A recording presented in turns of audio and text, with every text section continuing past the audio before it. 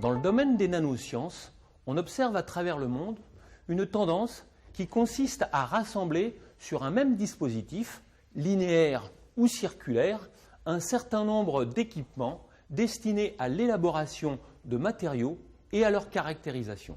Pour répondre à leurs besoins en recherche et échanger plus facilement leurs échantillons, les chercheurs de l'équipe Sirène ont décidé de rassembler autour d'un même équipement leurs dispositifs expérimentaux. En réponse à cette demande, nous avons conçu un tunnel de transfert qui va permettre de transporter ces échantillons d'une expérience à l'autre, tout en restant dans un vide poussé. Avant de commencer l'étude et de définir le cahier des charges, nous avons étudié les solutions disponibles, ce qui nous a permis d'éliminer ou de valider certains choix technologiques. Nous avons choisi de traiter l'ensemble du tunnel comme une seule et unique chambre, composée d'une succession de tubes de 150 mm de diamètre et de différentes longueurs, qui, une fois assemblés, forment le tunnel d'une longueur de près de 14 mètres.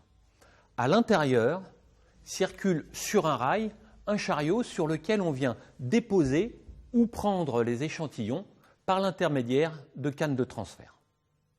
Le tunnel, qui est en cours de montage et de test, est un parfait exemple de réalisation où pratiquement tous les services techniques de l'ISMO, à différents niveaux, ont été impliqués. Si le bureau d'études et les ateliers ont été les premiers concernés, le service d'instrumentation puis le service d'électronique ont été largement sollicités. Il nous reste à effectuer les tests de pilotage du chariot et de transfert d'échantillons avant de commencer le pompage pour la mise sous vide.